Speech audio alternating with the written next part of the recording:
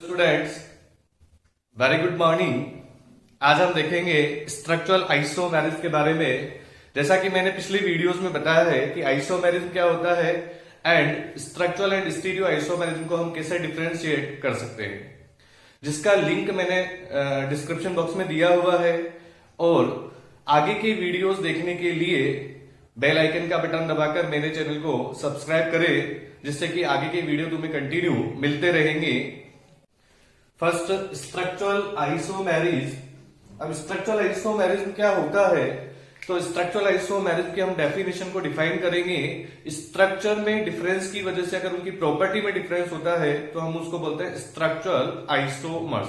अब स्ट्रक्चर में कैसे कैसे डिफरेंस हो सकता है, जैसे कि यहाँ पर सबसे फर्स्ट हम बताते हैं चेन आइसोमेरिज्म। अगर कार्बन चेन अगर डिफरेंट होती है तो उसे हम बोलेंगे चेन आइसोमर्स। अगर यदि पोजीशन आइसोमेरिज्म क्या होता है, तो यदि substituent group, functional group and multiple bond की अगर पोजीशन कार्बन चेन में डिफरेंट होती है तो हम उसको बोलते हैं position isomers. Functional group isomerism हम लेते हैं, अगर यदि फंक्शन ग्रुप डिफरेंट होते हैं तो फंक्शन ग्रुप आइसोमेरिज्म। तो फंक्शन ग्रुप डिफरेंट होने की वजह से उनका स्ट्रक्चर क्या हो गया, डिफरेंट, और डिफरेंट होने की वजह से वो क्या होंगे, स्ट्रक्चरल आइसोमर्स। उसके बाद में हम लेते हैं मेटामेरिज। और मेटामेरिज में हम बात करते हैं कि जिसमें फंक्शनल ग्रुप सेम हो और फंक्शनल ग्रुप से अटैच एल्काइल ग्रुप डिफरेंट हो तो उन्हें हम बोलते हैं मेटामर्स। और नेक्स्ट आता है रिंग चेन आइसोमेरिज, जिसमें एक आइसोमर्स रिंग की फॉर्म में हो और दूसरा किसकी फॉर्म में हो, ओपन चेन की फॉर्म में, तो ये आपस में क्या होंगे, रिंग चेन आइसोमर्स। लेकिन हमने आइसोमर्स की कंडीशन तुम्हें बता रखी है कि मॉलिक्यूलर फॉर्मूला क्या होना चाहिए, सेम होना चाहिए, और यहाँ पर स्ट्रक्चरल फॉर्मूला डिफरेंट होगा। नेक्स्ट आता है टोटोमेरिज, जो कि सबसे ज्यादा इंपॉर्टेंट है कि टोटोमर्स क्या होते हैं। तो टोटोमर्स होते हैं हाइड्रोजन एटम के ऑसिलेशन से जो हमें आइसोमर्स मिलते हैं, उन्हें हम बोलते हैं टोटोमर्स। तो इस तरह से हम स्ट्रक्चरल आइसोमर्स की एक एक यहाँ पर क्लासिफाइड कर सकते हैं, chain, position, functional, metamerism, ring chain and tautomerism. अब इन्हीं को हम एग्जांपल से और ज्यादा एक्सप्लेन करें। जैसा कि हमने चेन आइसोमेरिज्म क्या होता है, जिसमें different number of carbon atom in principal carbon chain.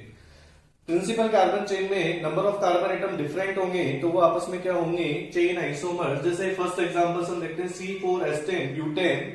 Butane में मैंने स्ट्रेट चेन बनाई, इसको हम बोलेंगे ब्यूटेन, और एक ब्रांच लेता हूं तो इसका नाम होगा 2-मिथाइल प्रोपेन।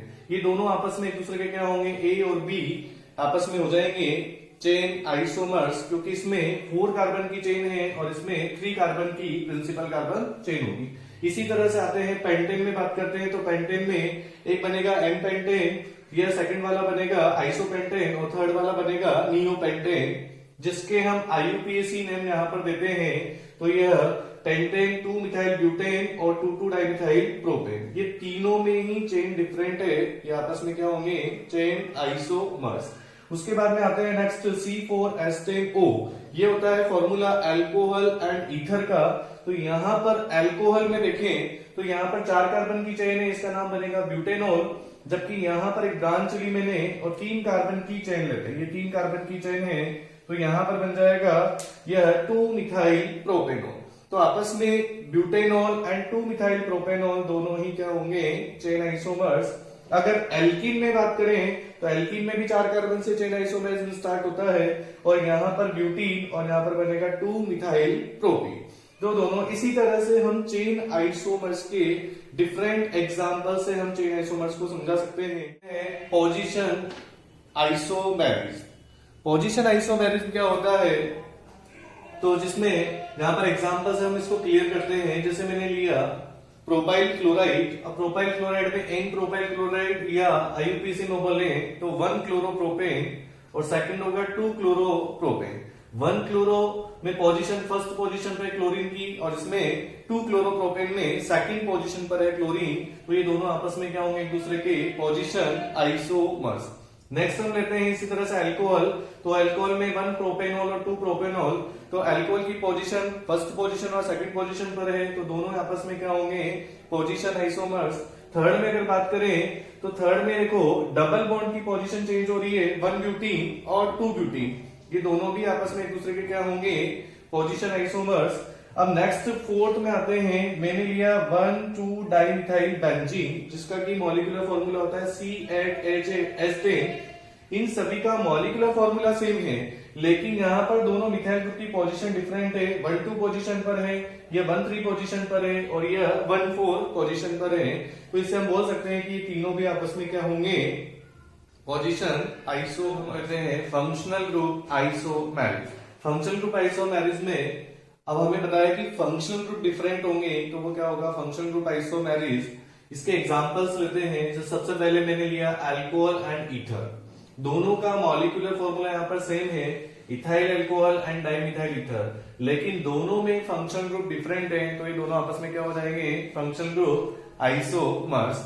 नेक्स्ट हम लेते हैं यहाँ पर इसी तरह से एल्डिहाइड, कीटोन और अनसैचुरेटेड अल्कोहल एंड ईथर, जिसमें सभी का डीओयू सेम है, यहाँ पर सभी का डीओयू 1 है।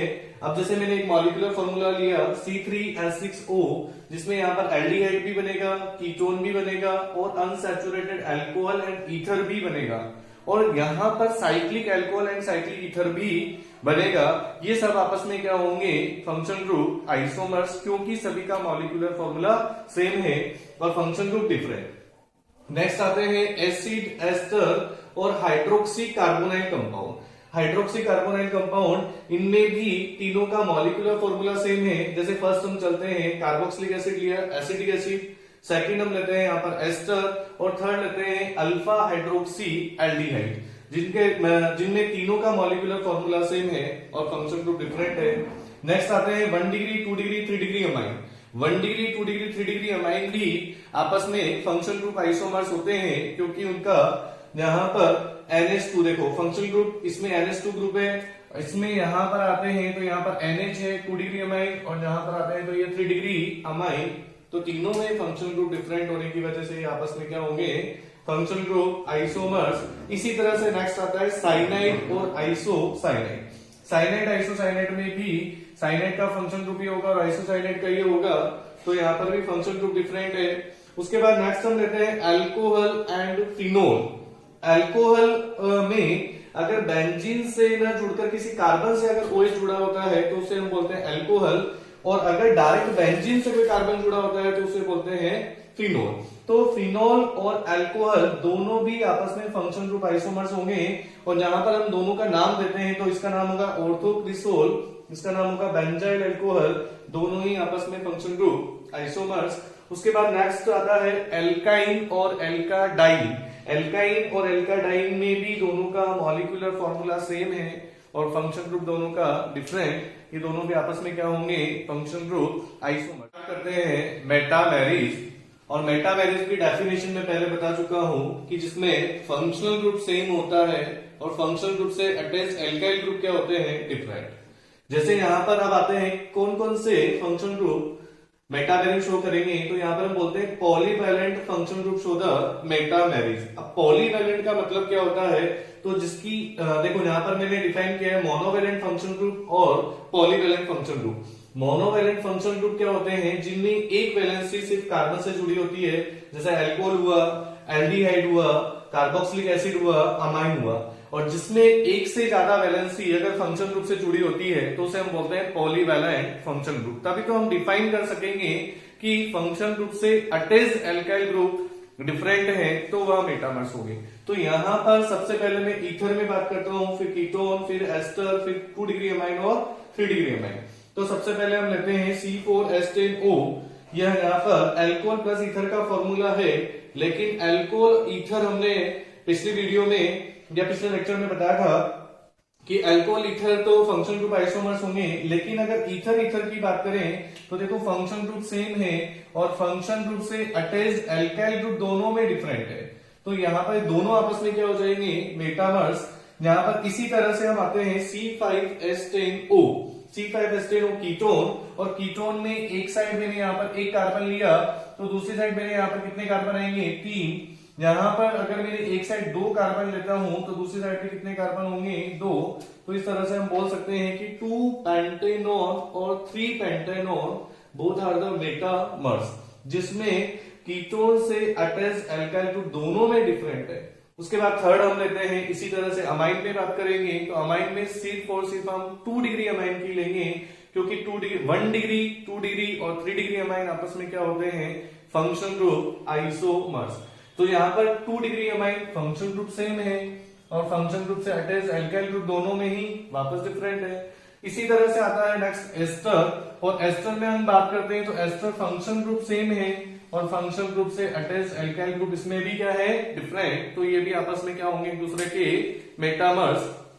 अगर क्वेश्चन में हमें मेटामर्स के साथ साथ ये पोजीशन आइसोमर्स भी होते हैं, लेकिन हमें फर्स्ट प्रायोरिटी से देना है मेटामर्स को, क्योंकि 2 पेंटेनॉन और 3 पेंटेनॉन में देखो जहां पर पोजीशन कीटोन की चेंज हो रही है 2 पर और 3 पर है, तो इसीलिए पहली प्रायोरिटी को मेटामर्स को जाती है, सेकंड पोजीशन को। ऐसे होने में ये मेटामर्स भी होंगे और पोजीशन आइसोमर्स भी होते हैं। रिंग चेन आइसोमेरिज, और जैसे कि मैंने बताया था एक रिंग होता है दूसरा ओपन चेन होता है, तो वो आपस में क्या होंगे, रिंग चेन आइसोमर्स।